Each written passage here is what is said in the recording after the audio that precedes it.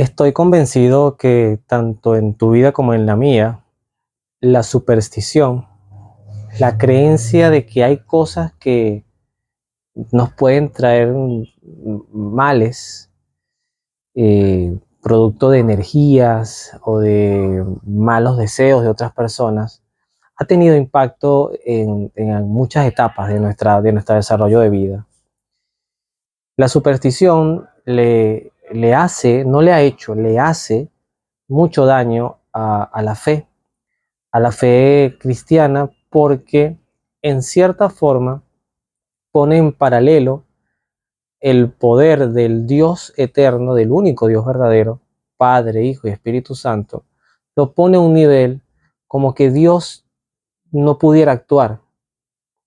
Por eso vemos cuando los niños nacen, esto lo voy a decir con mucho respeto, que le colocan azabaches o le colocan inclusive algunos símbolos cristianos, pero más que por un tema de devoción y de acercamiento espiritual a Dios, es por un tema de tener como un contra, algo que revierta, que detenga cualquier tipo de maleficio. Es importante para esta reflexión que voy a hacer de un nuevo episodio de Opinión de un Laico, que me permitan en estos no más de 10 minutos tener una mente abierta y un corazón abierto para lo que quiero explicar.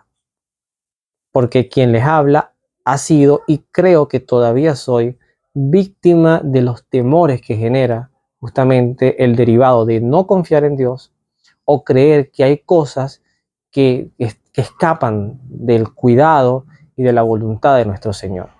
Para esta breve reflexión me van a acompañar tres personajes importantes de la Biblia. El profeta Elías, que lo vamos a conseguir en el libro de los Reyes, Sansón, que está en el libro de los Jueces, y finalmente en el libro de Romanos, una reflexión muy breve de San Pablo. Voy a comenzar para que el tiempo me rinda.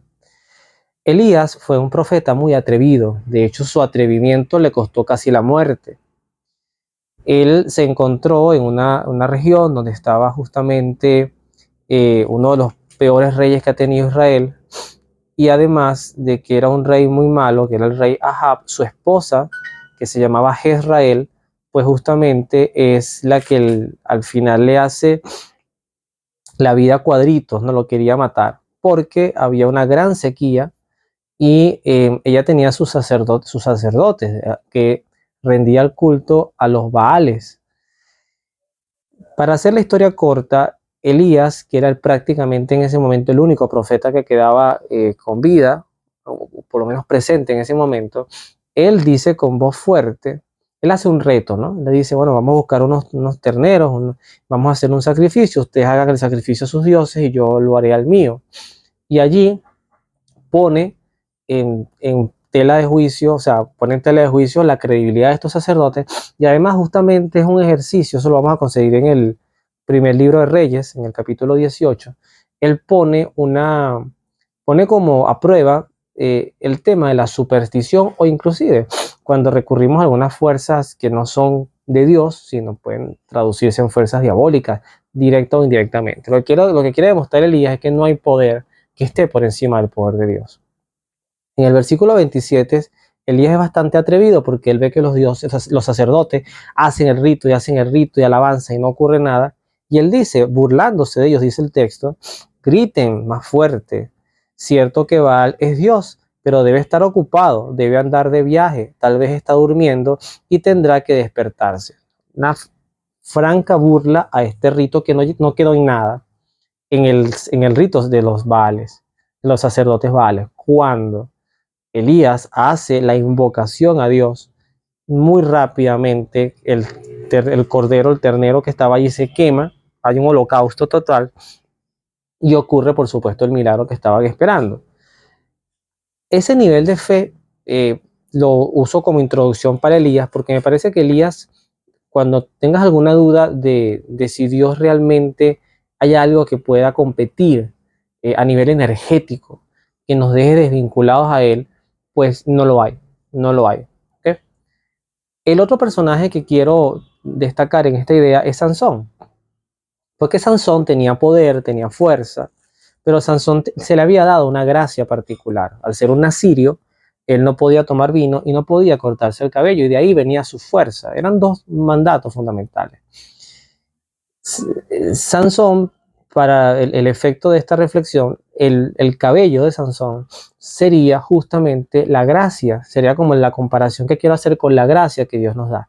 Y la gracia es vivir sin pecado, o por lo menos sin una condición de pecado longevo en el tiempo, que marque una situación de no retorno peligroso. Siempre hay un retorno, pero de una situación de no retorno. Hay pecados que vamos a cometer, el chisme, la murmuración, los malos pensamientos, eso lo podemos confesar y volvemos a un estado de gracia. Hay pecados que son más complicados de sanar, pero también para Dios nada es imposible. ¿Qué le ocurre a Sansón? Sansón, mientras mantenía sobre todo el cabello largo, la gracia para esta idea, él siempre tuvo el poder de Dios con él y nadie lo podía derrotar.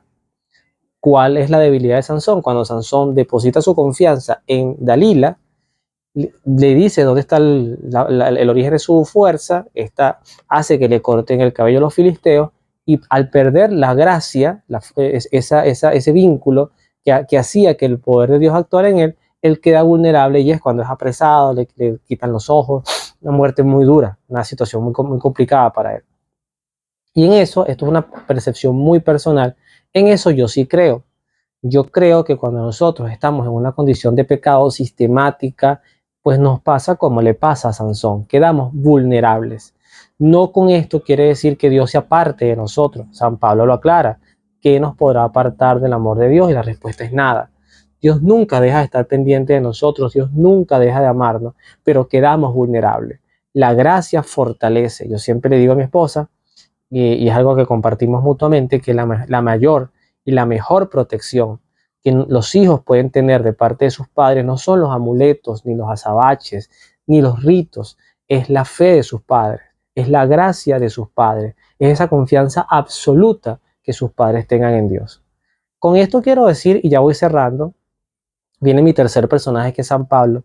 Con esto quiero decir entonces que nada, absolutamente nada nos puede perjudicar o hacer daño si nosotros estamos en gracia. No, al contrario, sí nos van a pasar cosas malas, pueden pasar enfermedades, pueden pasar robos, pueden pasar momentos tristes, momentos de pérdida, pueden pasar, pero sí pasan. La diferencia es lo que él explica en el capítulo 8 de Romanos, versículo 28, que dice: también sabemos que Dios dispone todas las cosas para bien de los que aman, a quienes Él ha escogido y ha llamado.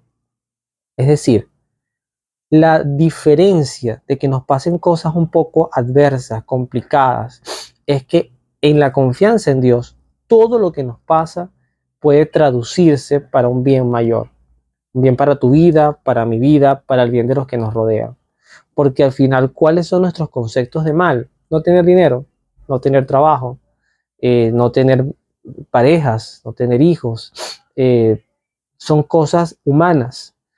Pero algo que a mí me sorprende, por ejemplo, de la vida de los santos, de los protomártires, de aquellos primeros mártires de la fe, como San Lorenzo, eran hombres o mujeres, porque había de los dos, que aunque los estuvieran martirizando, o en el caso de San Esteban, también que está en el libro de los Hechos de los Apóstoles, aunque los estuvieran martirizando, no era su apego al cuerpo, era la gracia que esperaban de estar con Dios. Inclusive agradecían ese sufrimiento porque Cristo había sufrido por nosotros, ahora teníamos la posibilidad de retribuir con nuestro sufrimiento ese amor que nos tuvo.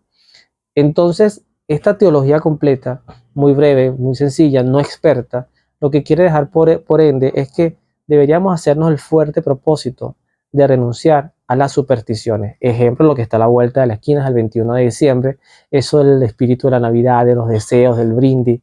¿Qué le estamos diciendo a Dios con eso? Hay cosas que Dios en tu vida no puede lograr y buscamos atajos. Hay cosas en tu vida que Dios no atiende y entonces yo busco quien me las pueda atender. ¿No será mejor depositar toda nuestra confianza en Dios y seguir viviendo y agradecer todo lo que nos venga, bueno o malo? Porque como dice Job, el Señor me lo dio, el Señor me lo quitó, bendito sea Dios. Que Dios te bendiga, nos vemos en la oración.